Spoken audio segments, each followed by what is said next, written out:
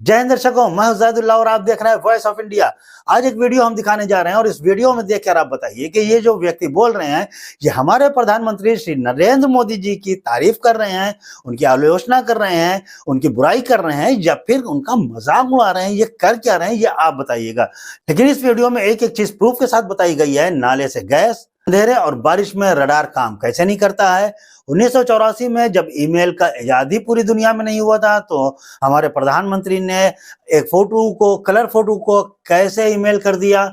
हमारे प्रधानमंत्री जी बचपन में बहुत गरीब थे, 35 साल तक की उम्र तक भिक्षा मांग के खाई और फिर लगभग 30 साल की उम्र में वो विदेशों में यानी अमेरिका में और दूसरे मुल्कों में वो जाते थे, घूमते थे। बॉलीवुड के स्टूडियो के सामने बैठे हुए वहां से फोटो खिंचा के भेज रहे हैं।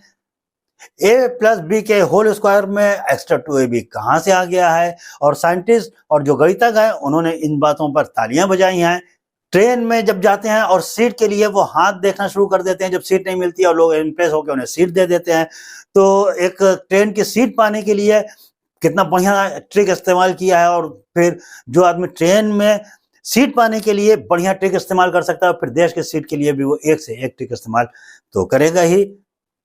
गुजरात के जिस स्टेशन पे मोदी जी बचपने में चाय बेचा करते थे उसके बारे में बताया जा रहा है कि वहां पे यात्री रेलवे स्टेशन था ही नहीं, वहां पे सिर्फ मालगाड़ी आया करती थी। तो फिर मालगाड़ी में चाय किसको पिलाते थे, ये सारी चीजें आपको दिखाएंगे। तो इस वीडियो में ये सारी बातें बड़े प्रूफ के साथ दिखाई गई हैं। तो मुझे लगता है कि हमारे दर्शकों को भी ये वीडियो देखना चाहिए, इसलिए हम आपके पास लेके आए। जल्दी से इस वीडियो को हम शुरू करते हैं। तो देखिए ये वीडियो कैसी लगती है आपको। आगे उनकी और सारी कहानियों पे बात करूंगा, लेकिन अभी एक कहानी जो तुरंत उन्होंने सुनाई। यूट्यूबर्स की एक मीटिंग बुलाई थी। मीटिंग क्या बुलाई थी, यूट्यूबर्स को सम्मानित कर रहे थे। अब चुनाव आने वाला है और ये वो यूट्यूबर्स हैं जो दिन रात उनका गुण गाते रहते हैं, तो अब कुछ तो उनकी झोली में डालना ही पड़ेगा। तो उनको इनाम देने के लिए एक बड़ा कार्यक्रम किया गया था जिसमें अचीवर अवार्ड उनको दिया गया। अचीव जिन्होंने किया है उनको अवार्ड दिया गया। उसमें सारे वही थे जो अब की बार 400 पार का नारा लगाने वाले हैं। और उन्हीं में से एक को कहानी सुनाते सुनाते, उससे बात करते करते मोदी जी ने कहा कि जब मैं छोटा था तो मैं ट्रेन से बहुत यात्राएं किया करता था, और जो ट्रेन से मैं यात्राएं करता था उसमें मुझे जगह नहीं मिलती थी। जगह नहीं मिलती थी तो मैं क्या करता था, झूठ मूठ में लोगों का हाथ देखने लगता था। और हाथ जब देखता था मुझे बड़ा इंपॉर्टेंस मिलता था। इंपॉर्टेंस इतना मिलता था कि मुझे सीट मिल जाती थी। अब देखिए किस्सा गोई जो होती है ना, किस्सा सुनाने का जो कला होती है वो बड़ी कमाल होती है। अब ये किस्सा आया तो ठीक है, ये किस्सा आया, सोशल मीडिया पे ट्रोलिंग भी थोड़ी बहुत हुई और गोदी मीडिया में इसकी तारीफ भी खूब हुई। वीडियो वायरल होना ही था। मोदी जी मतलब वायरल, जो बना देंगे सब वायरल चला जाएगा। लेकिन एक सलिल त्रिपाठी नाम के व्यक्ति हैं जिनके मामा थे बकुल त्रिपाठी, और बकुल त्रिपाठी गुजराती के राइटर थे, व्यंग लिखा करते थे, और उनके कॉलम जो है 30-40 साल तक लगातार छपते रहे। उसी में से एक कॉलम था हाथ जोवानी कला, हाथ देखने की कला। अब सलील साहब का यह कहना है कि 2006 तक मेरे नाना जी ने कॉलम लिखा, उसके बाद उनकी डेथ हो गई।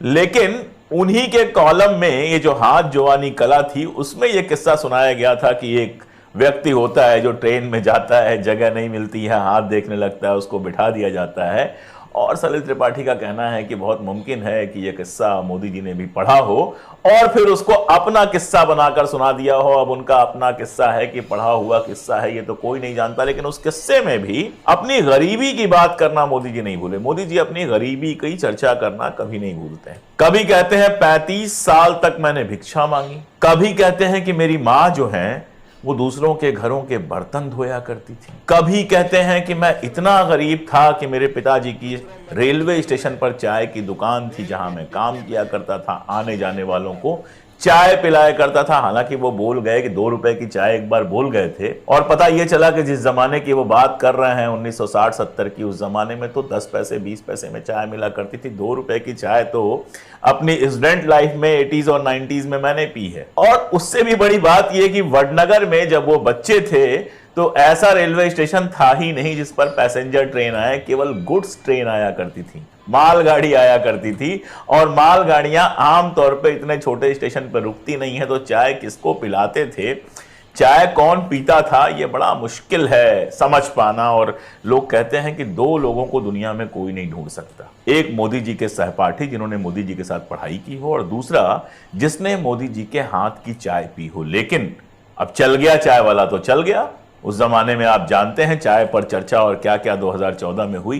खैर, बात हो रही थी उनकी गरीबी की। अब जब उनकी गरीबी की बात आती है तो उनके ढेर सारे फोटो आने लगते हैं। एक फोटो में स्कूल के स्काउट के ड्रेस में मोदी जी इतने प्यारे लग रहे हैं कि पूछिए मत। दूसरी फोटो है जिसमें अमेरिका में हॉलीवुड के बाहर बैठे हुए हैं और शक्लो सूरत से यह लग रहा है कि उस समय उनकी उम्र 30 के आसपास रही होगी। एक और तस्वीर है जिसमें विदेश में किसी ट्रेन में नहीं, रेलवे स्टेशन पर शानदार सा अपना ब्रीफकेस वगैरह लिए हुए ट्रेन का इंतजार करते हुए फोटो खिंचवा रहे हैं। इसके अलावा भी दुनिया की अलग अलग जगहों पर उनकी फोटो, खासतौर पे अमेरिका में उनकी जो फोटो हैं वो आई हुई हैं। अब यार ऐसी गुर्बत, मतलब मेरे पिताजी के बचपन की एक तस्वीर आपको नहीं मिलेगी। उनकी उम्र लगभग मोदी जी के बराबर ही होती अगर वो आज जीवित होते, लेकिन उनके बचपन की एक तस्वीर नहीं मिलेगी, क्योंकि ठीक ठाक होने के बावजूद उस समय कैमरे से फोटो खिंचवाना बड़ा आसान नहीं माना जाता था। स्कूल वगैरह, कॉलेज वगैरह में जब आप फॉर्म भरते थे उसके लिए पासपोर्ट साइज फोटो निकलवाते थे, शादियों वादियों की फोटो निकल जाती थी। आमतौर पे घूमने फिरने की इतनी फोटो मिलती नहीं थी, उन्हीं के पास होती थी जिनके पास अपना कैमरा होता था। और मोदी जी गरीब थे। मोदी जी स्काउट वाले ड्रेस में स्कूल के बैठे हुए हैं, लेकिन बहुत गरीब थे।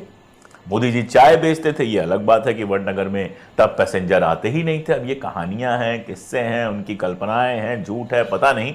या फिर गरीबी के बारे में एक किस्सा मैंने एक बार सुनाया था अपने ट्विटर पर कि एक महिला थी, उन्होंने कहा हम बचपन में इतने गरीब थे कि मैं मारुति 800 से कॉलेज जाया करती। मेरे पिताजी मुझे कोई बड़ी कार नहीं दिला पाते थे, खुद भी मर्सिडीज के लोअर वर्जन से चलते थे। हमारे घर में सिर्फ 3 नौकर थे और 5 कमरे थे, और कई बार जब हमारी नानी आती थी तो हमें नानी के साथ सोना पड़ता था। इतनी गरीबी थी कि केवल पिताजी के पास ड्राइवर था, बाकी किसी को जब जाना होता था तो खुद ड्राइव करना पड़ता था, या वही ड्राइवर हमको भी लेके जाता था। इतनी गरीबी थी कि पूछो मत। तो ऐसी कोई गरीबी रही हो तो भाई रह सकती है, अगर इसको आप गरीबी मानते हैं तो रह सकती है। लेकिन बातें और उनकी गरीबी का मामला कहीं मैच करता हुआ बहुत नहीं दिखता है। और ये जो आदत है, ये आदत आगे भी जाती है। एक बार दावा किया गया कि मोदी जी ने बचपन में मगरमच्छ पकड़ लिया था। अब हकीकत यह है कि मेहसाना के जिस वडनगर से हैं उसके आसपास मगरमच्छ निकलने का कोई चांस ही नहीं है। लेकिन अब मोदी जी ने मगरमच्छ पकड़ लिया था तो पकड़ लिया था, कौन मना कर सकता है। मोदी जी कह रहे हैं, जैसे मोदी जी कहते हैं कि इंटायर पॉलिटिकल साइंस में एमए है तो है, कौन मना कर सकता है। किसकी औकात है मना करने की।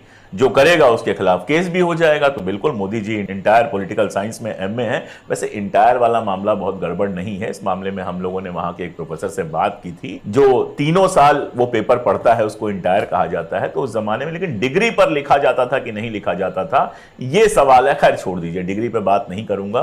केजरीवाल साहब बात करने गए थे, फिर बेचारे के ऊपर जुर्माना लग गया, तो हमारे पास पैसे रुपए हैं नहीं, जुर्माना कौन झेलेगा। अब ये जो उनकी आदत है वो आदत आगे भी जाती है। एक कन्नड़ अखबार में उनका इंटरव्यू छपा था काफी पहले 1980s में, जिसमें उन्होंने दावा किया था कि वो इंजीनियरिंग ग्रेजुएट है।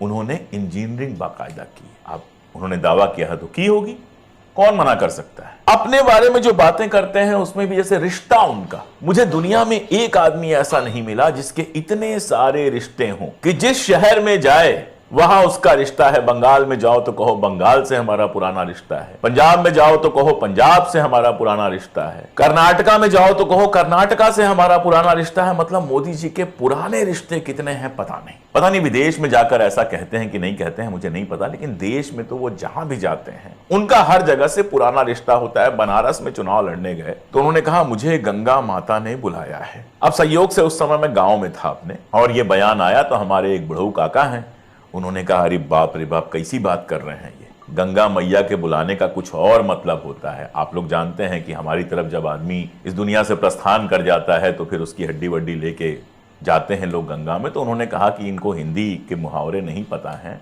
लेकिन गंगा मैया ने बुलाया था तो बुलाया था। अब सबको एक ही तरह थोड़े बुलाती हैं। मोदी जी को चुनाव जिताने के लिए बुलाया था तो मोदी जी को चुनाव जिता दिया। लेकिन उसके बाद भी जो रिश्ते हैं वो कई बार समझ में नहीं आते। जब वो बांग्लादेश की बात चल रही थी तो बांग्लादेश का आप जानते हैं 1971 में मुक्ति युद्ध हुआ था जिसमें भारत ने साथ दिया था, इंदिरा जी ने बहुत शानदार रोल निभाया था। उसके बाद बांग्लादेश पाकिस्तान से आजाद हुआ। अब उन्होंने कहा कि उसमें भी मेरा रोल था, उससे भी मेरा रिश्ता है। अब मतलब क्या रिश्ता है यार, आप सेना में थे नहीं कि लड़ने गए हो, कुछ और आप कर नहीं सकते हैं, तो क्या रिश्ता था आपका, ये समझ पाना बड़ा मुश्किल काम है। लेकिन जो समझ में आ जाए वो मोदी कैसे हो सकता है। मोदी तो चीज ही ऐसी है जिनका ना इतिहास किसी के समझ में आता है, ना गणित किसी के समझ। गणित पे याद आया, एक्स्ट्रा 2ab। अब देखिए, मेरे पिताजी फिजिक्स के प्रोफेसर थे, तो गणित मुझे भी पढ़नी पड़ी। मैंने बीए तक गणित पढ़ी है और बड़ा सिंपल सा फार्मूला है, a+b का होल स्क्वायर, मतलब ब्रैकेट में a+b पे जो स्क्वायर लगाते हैं वो a² + b²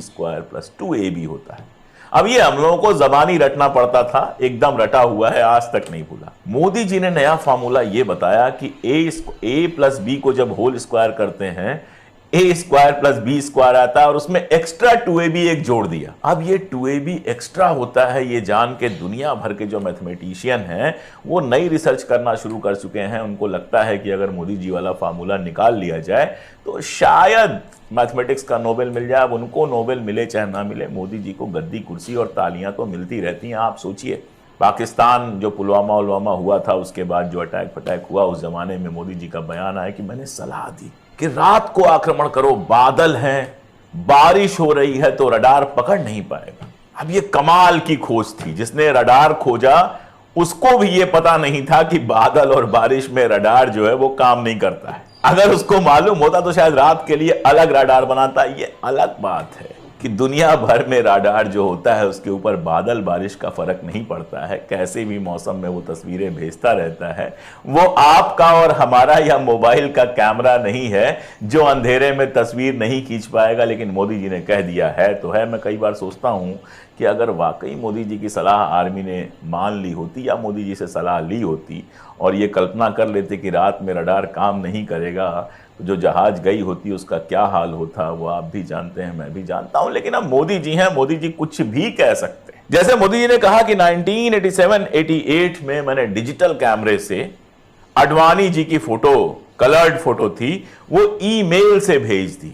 अब दुनिया हैरान है कि जिस आदमी ने 35 साल भीख मांग के गुजारा किया, उसको 1987-88 में रंगीन कैमरा 1987-88 में ही थी। और यही नहीं, उस तस्वीर को उन्होंने अटैच करके ईमेल से भेज दिया था, जबकि दुनिया भर में ईमेल शुरू हुआ 1995 में। लेकिन मोदी जी उसके पहले ही ईमेल भेज चुके थे, जब दुनिया में ईमेल नहीं बना था, जब अमेरिका को, इंग्लैंड को, सारी दुनिया को ईमेल का प्रयोग नहीं पता था। तो हमारे मोदी जी को ईमेल का प्रयोग ही नहीं पता था, ईमेल में तस्वीर अटैच करके भेजना भी आता था। मोदी जी कहते हैं आडवाणी जी आश्चर्यचकित रह गए। अरे कैसे नहीं आश्चर्यचकित रह जाएंगे, सारी दुनिया में पहला मेल उनको मिला, सारी दुनिया में पहली रंगीन तस्वीर डायरेक्ट उनको मिली, वो कैसे नहीं आश्चर्यचकित हो जाएंगे। उतना ही आश्चर्यचकित होके उन्होंने राम जन्मभूमि यात्रा में मोदी जी को सारथी बना दिया। और जब आडवाणी जी टापते रह गए और मोदी जी प्रधानमंत्री बन गए तो एक बार फिर से आडवाणी जी बहुत आश्चर्यचकित हुए होंगे।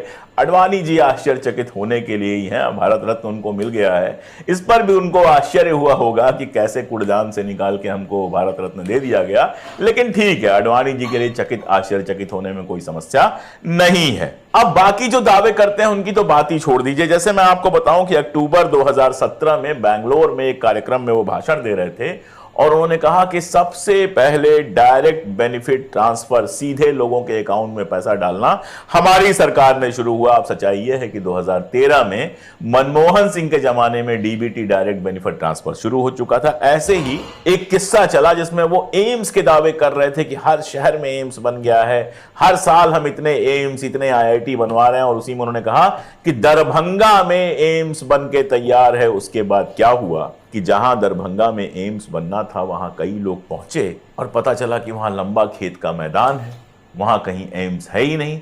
फिर उन लोगों ने ढूंढना शुरू किया लेकिन उनको एम्स नहीं मिला। दरअसल वो मूर्ख लोग थे। अब मोदी जी के पास जो आई है, जो आंख है, जो दृष्टि है, वो जो देख सकती है वो हम और आप कैसे देख सकते हैं।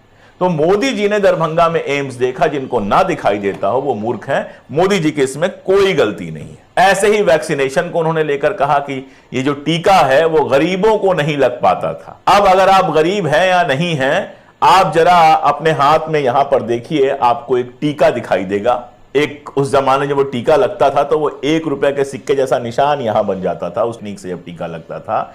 और इस देश में पोलियो का वह टीका हर बच्चे को लगता था, राजीव गांधी के समय से ही शुरू हुआ था और सारे लोगों को लगता था, उसके पहले भी टीका लगता था, लेकिन उसके बाद भी जो टीके थे वो सरकारी अस्पतालों में मुफ्त लगते थे। अब मोदी जी ने न लगवाया हो तो उनकी प्रॉब्लम है। ऐसे ही मेट्रो को लेके उन्होंने कह दिया कि पहली मेट्रो जब चली तो अटल बिहारी वाजपेयी जी उसमें बैठे थे। अब ये अलग बात है कि पहली मेट्रो दिल्ली में नहीं कलकत्ता में चली थी और इंदिरा गांधी जी ने उसका उद्घाटन किया था। उसमें अटल बिहारी वाजपेयी अगर बैठे हों तो मुझे नहीं पता, असल किसी को नहीं पता। मोदी जी ने अपनी जो लार्जर देन लाइफ इमेज बनाई है उसमें वो हमेशा आउट ऑफ द बॉक्स कुछ करने की कोशिश करते हैं, ऐसा जो दुनिया में किसी ने नहीं किया। आप सोचिए, किसी ने आज तक कहा है कि मैं पसीना अपने मुंह पर रगड़ लेता था तो उससे मेरा मुंह चमकने लगता था। अब उसके बाद मैं आपको बताऊं, कई लोग बाकायदा जाके धूप में खड़े रहने लगे ताकि पसीना निकले और उसको अपने मुंह पे चमकाएं, लेकिन पसीने से उनका चेहरा चमका कि नहीं चमका ये अलग बात है।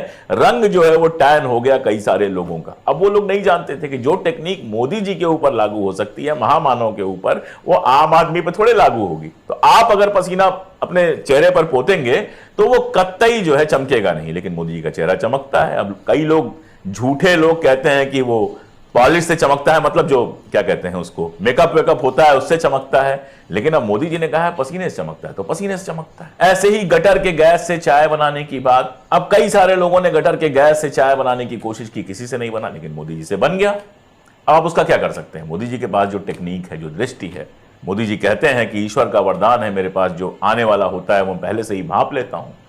तो अब ईश्वर का वरदान जिसके सामने से के साथ है, उसके साथ सामने आम लोग क्या कर सकते? ये जो एक लार्जर देन लाइफ छवि बनाई गई है, उस छवि को जिंदा रखने के लिए मुझे लगता है कि मोदी जी लगातार ऐसी बातें करते रहते हैं जिनका हकीकत से ऐसा लगता है कि कोई खास वास्ता नहीं है। दूसरी बात यह होती है कि जब आप ये जानते हैं कि कोई आपकी बात का विरोध करने वाला नहीं है, जिस समय वो ये बात कह रहे थे कि मैंने कहा कि बादलों में रडार काम नहीं करेगा, अगर सामने बैठा एक आदमी भी खड़ा होकर पूछता कि मोदी जी ये तो टेक्नोलॉजी के ही खिलाफ बात है, रडार तो बनाया ही इसीलिए गया है कि 24 घंटे हर मौसम में हर रोशनी में इमेजेज भेज सके, तो शायद उनको समझ में आता और अगली बार कहने से पहले वो सोचते। लेकिन सामने बैठे इंजीनियर्स भी ताली बजाते रहे। एक ऐसे देश में जहां इंजीनियर्स ऐसी बातों पर ताली बजा सकते हैं, एक ऐसे देश में जहां गणितज्ञ एक्स्ट्रा 2AB पे चुप रह सकते हैं, एक ऐसे देश में जहां धर्म के नाम पर दिमाग इतना खराब है कि मोदी जी का हर स्ट्रोक मास्टर स्ट्रोक होता है। अगर प्रधानमंत्री बनते हुए वो अपने सारे शौकों के साथ किस्सा गोई का भी शौक पूरा कर रहे हैं तो इसमें क्या गलत है? अब 15 लाख को तो अमित शाह जी ने जुमला कह दिया, उसके अलावा भी ढेर सारे वादे थे, नहीं पूरे हुए तो नहीं पूरे हुए। अगला चुनाव नए वादे, पुरानी बातें जनता बहुत जल्दी भूल जाती है, लेकिन इतना याद रखिए जो जनता पुरानी बातें भूल जाती है वो जनता अपने हको हुकूक अधिकार को खोने की तरफ धीरे धीरे बढ़ रही होती है। तो हको हुकूक जाए भाड़ में, रोजगार वोजगार गरीबी वरीबी चलती रहेगी। किस्से सुनिए, कहानी सुनिए, मास्टर स्ट्रोक देखिए और मोदी जी के किस्सों को एंजॉय कीजिए। बाकी कर ही क्या सकते हैं आप। बहुत शुक्रिया। तो दर्शकों, आपको हमारी न्यूज कैसी लगती है? अगर आपको हमारी न्यूज अच्छी लगती है तो प्लीज हमारे चैनल को लाइक करें, सब्सक्राइब करें, इससे हमारा हौसला बढ़ता है। अब हमें इजाजत दीजिए। जय हिंद, जय भारत।